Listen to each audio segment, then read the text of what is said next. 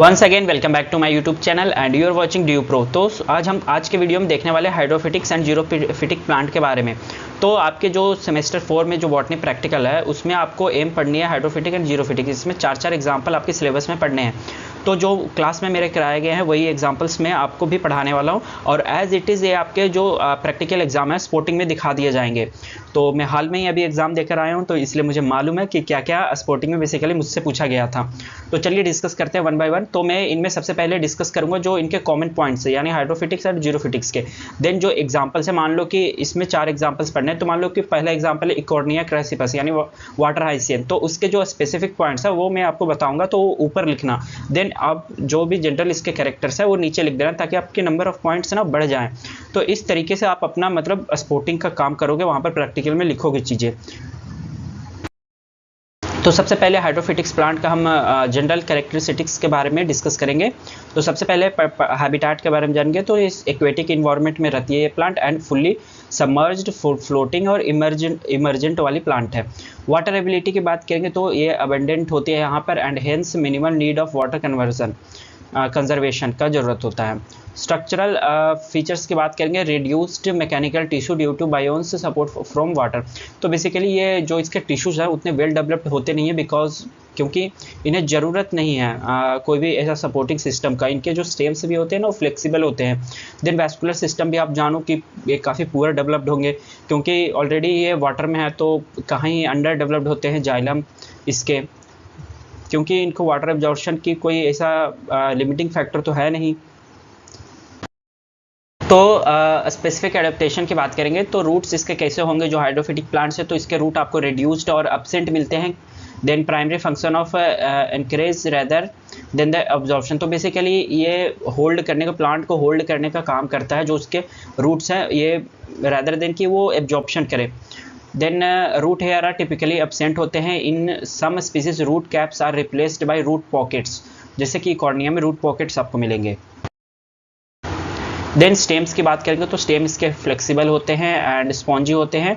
Then aerenchyma tissue इसमें present होते हैं। ये क्या करती है, तो ये बेसिकली आपके प्लांट को बोयेंसी प्रोवाइड यानी तैरने में मदद करती है। देन इसके जो गैसेस एक्सचेंज है इसके नॉर्मल आपके सरफेस से हो जाते हैं। In floating plants like eichhornia stems are short होते हैं एंड स्टोलनीफेरस मीन्स होती है कि हॉरिजॉन्टल लाइक उसके ग्रोथ होना। देन लीव्स इसके कैसे होंगे, तो submerged leaf are thin ribbon like होंगे and finally dissected to reduce resistance. And जो उसके अपर सरफेस हो वो वैक्सी आपका होगा ताकि ये वाटर को रिपेल करे। जैसे कि निम्फिया वगैरह के जो लीव्स होते हैं वो आपको मतलब काफ़ी वैक्सी स्मूथ मिलेंगे। Some species exhibit hydrophilic different leaf from the same plant. तो बेसिकली सेम प्लांट के ही डिफरेंट स्ट्रक्चर के आपको लीफ मिल सकते हैं। Stomata and cuticle. तो स्टोमाटा बेसिकली आपके मतलब इसमें ऑफन लैक मिलेंगे स्टोमाटा, क्योंकि गैसेस एक्सचेंज होते हैं ना जो एपिडर्मिस से हो जाते हैं। एंड क्यूटिकल क्या करती है कि यहाँ पर वाटर स्टोरेज का काम करती है। तो यहाँ पर तो वाटर अबेंडेंस काफ़ी ज़्यादा है तो इसके क्यूटिकल थिन होते हैं या फिर एब्सेंट होते हैं। इकोलॉजिकल रोल क्या है, जो हाइड्रोफिटिक प्लांट्स है वो बेसिकली क्या करते हैं, इकोलॉजिकल पर्पस से क्यों इंपॉर्टेंट है, तो ये प्रोवाइड कराती है oxygen through photosynthesis, supporting aquatic life को सपोर्ट करते हैं। देन वहाँ पर जो हैबिटेट है यानी जो ऑर्गेनिज्म वगैरह है उन्हें वो फूड वगैरह या हैबिटेट प्रोवाइड कराने का काम करता है। Assist in water purification absorbing pollutants. तो बेसिकली हाइड्रोफिटिक जो प्लांट्स है वो पॉल्यूटेंट्स को भी एब्जॉर्ब करते हैं वो, तो कहीं ना कहीं उसको रिड्यूस करने का, पॉल्यूटेंट्स को भी रिड्यूस करने का काम करता है। एल्गी वगैरह क्या है, प्यूरिफाई करती है, ऑक्सीजन बेसिकली वो डिसॉल्व करती है। तो सबसे पहला आपका एग्जांपल है हाइड्रीला। तो hydrilla submerged plant with cylindrical stem and whorled leaf reproduce via turions and tubers. तो ये जो आप देख रहे हो ये आपका हाइड्रीला, एकदम सेम फिगर आपका दिखाया जाएगा। और मैं अभी परसों एग्जाम दे रहा था तो हाइड्रीला हमारा आया था स्पोर्टिंग में, तो यही फिगर आपको दिखाया जाएगा एकदम, और आपको दिमाग में आ जाना चाहिए कि हाइड्रीला है, हाइड्रोफिटिक प्लांट है। तो सबसे पहले ये आप सबसे पहले आप आइडेंटिफाई करोगे कि spot A identify as a hydrilla, तो सबसे पहले लिखोगे कि एक हाइड्रोफिटिक प्लांट है, देन उसके बाद इसके जो स्टेम्स है वो सिलिंड्रिकल होती है, लीफ वर्ल्ड होते हैं, वर्ल्ड मीन्स कि आपके सेम नोड पे मोर देन 3 लीव्स मिलते हैं। देन फिर जो इसके रिप्रोडक्शन है वो वेजिटेटिव प्रोपोगेशन होता है। फिर कॉमन पॉइंट्स आप लिख दोगे हाइड्रोफिटिक्स के कि इसके रूट्स कैसे होते हैं, लीफ कैसे होते हैं, स्टेम कैसे होते हैं, ये चीज़ें लिखोगे। इसमें जो स्टोमाटा है वो आपके नहीं मिलते, एब्सेंट होते हैं, क्यूटिकल थिन होते हैं बिकॉज ऑफ इस वाटर अबंडेंस काफ़ी ज़्यादा है। देन सेकेंड एग्जाम्पल है वेलिस्नेरिया। तो ये वेलिस्नेरिया का आपका डायग्राम है। तो वेलिस्नेरिया को आप इस तरीके से याद रख सकते हो कि ये वाटर ग्रास है, यानी ग्रास तरीके का आपको दिखेगा। Tape like submerged leaf exhibit ribbon like leaf morphology. तो इसके जो लीफ है वो रिबन लाइक आपको दिखेंगे। देन फिर आपके कॉमन पॉइंट्स जो होते हैं हाइड्रोफाइट्स के वो लिख दो आप। थर्ड आपको पढ़नी है इकोर्निया वाटर हाइसियन। ये एक फ्री फ्लोटिंग प्लांट है और इसके जो पेट्योल है वो स्वेलिन मिलती है for buoyancy invasive in some reason. तो बायोन्सी यानी तैरने में मदद करती है इस प्लांट को, और सम रीज़न में काफ़ी इन्वेसिव है। इन्वेसिव मीन्स की लाइक जो इकोर्निया है वो काफ़ी रैपिडली ग्रोथ करती है, इसलिए इसे टेरर ऑफ बंगाल भी कहते हैं।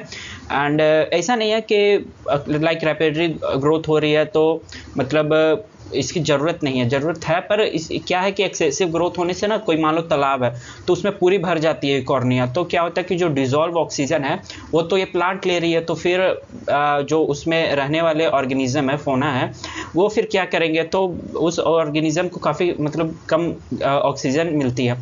तो इस कारण इसे मतलब एक इन्वेसिव स्पीसीज़ के तौर पर देखा जाता है। तो ये पॉइंट आप लिख सकते हो कि हम टेरर ऑफ बंगाल क्यों कहते हैं वाटर हाइसियन इकोर्निया को, क्योंकि इसकी रैपिडली ग्रोथ हो सकती है। वाइवा में भी पूछ देते हैं कि टेरर ऑफ बंगाल क्यों कहते हैं इकोर्निया क्रासिपस को। देन फोर्थ पढ़ने हैं निम्फिया। तो निम्फिया हम वाटर लिली को कहते हैं। इसमें ब्यूटीफुल आपके फ्लावर्स दिखेंगे। इसके जो लीव्स है वो काफ़ी आपके वैक्सी होते हैं जो वाटर को रिपेल करते हैं, एंड फ्लोटिंग लीफ होते हैं, long petiole encourage bye rhizome. तो यहाँ पे जो आपके राइजोम्स वगैरह हैं वो मतलब सपोर्टिव स्ट्रक्चर की तरह है, और सिर्फ सपोर्ट नहीं बल्कि न्यूट्रिएंट अपटेक वगैरह भी करती है। एंड इसके जनरल पॉइंट्स आपके जो भी 5 जनरल पॉइंट्स हैं वो लिखोगे। तो इस हाइड्रोफाइट वाली पोर्शन से आपका मेरा एग्ज़ाम में जो आया था वो आपका आया था हाइड्रिला। तो हाइड्रिला पहचान लोगे एक बार आप वापस से वीडियो पीछे जाके, वो जो स्पोर्टिंग है ना उसे ध्यान से आप देख लेना डायग्राम को कि इसमें इस तरीके का है। वेलिस्नेरिया ग्रास लाइक दिखती है। इकोर्निया तो सभी ने देखा होगा अगर आपने कहीं भी लेक वगैरह या पॉन्ड वगैरह विजिट किया होगा तो। एंड लिली तो फेवरेट होती है फ्लावर बहुत लोगों का। देन अब जीरोफिटिक एडेप्टेशन के बारे में पढ़ेंगे। तो सबसे पहले आप जीरोफिटिक के बारे में थोड़ा नॉर्मल जनरल पॉइंट्स को डिस्कस करूंगा मैं। तो जनरल पॉइंट्स क्या है, हैबिटेट इसकी कैसी है, तो ये ड्राई और रॉकी प्लेस पे मिलेंगे, यानी एरिड सेमी एरिड प्लेस पे मिलेंगे जहाँ पर वाटर एबिलिटी कम हो। वाटर कंजर्वेशन इसमें जो इसके essential for survival numerous adaptation होती है। स्ट्रक्चरल इसके जो टिश्यूज़ हैं वो काफ़ी आपको वेल डेवलप्ड मिलेंगे क्योंकि हार्श कंडीशन में इसको सर्वाइव करनी है। वैस्कुलर टिश्यूज़ वगैरह आपके काफ़ी मतलब जो रूट्स वगैरह हैं वो काफ़ी डेप्थ में आपके होंगे।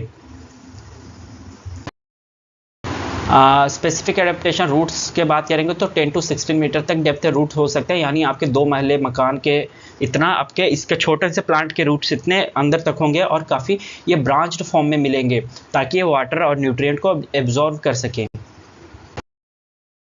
स्टेम्स का भी कुछ ऐसा ही है कि ये सकुलेंट स्टेम ताकि ये वाटर स्टोर कर सके। तो पूछते हैं वाइवा, मेरे से पूछा था सर ने कि जीरोफिटिक का फीचर बताओ, तो मैंने कहा था कि इसके स्टेम है वो सकुलेंट होते हैं क्योंकि वाटर को रिड्यूस करना, ट्रांसपायरेशन से बचाना, वाटर को स्टोर करना है।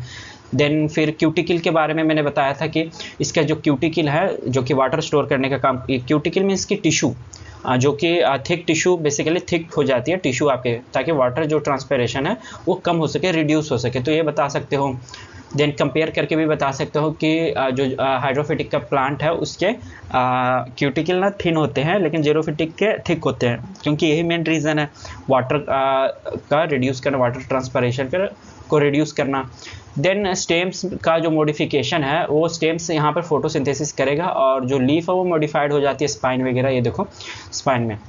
तो यहाँ पे जो ओपोंचिया है आपके, इसमें भी 4 एग्जाम्पल पढ़ने हैं, ओपोंचिया, एस्पैरेगस, एकेशिया एंड रस्कस। तो मैं इसमें बताऊंगी कि मुझसे क्या पूछा गया था, स्पोर्टिंग में क्या आया था। तो यहाँ पे आप याद रखें कि ओपोंचिया में जो स्टेम है वो फाइलोक्लेट्स में मॉडिफाइड हो जाती है। तो ओपोंचिया में पी आती है, तो पी से याद रखना फाइलोक्लेट्स, और बाकी क्लैडोड्स होते हैं ये एस्पैरेगस एंड रस्कस में मिलते हैं।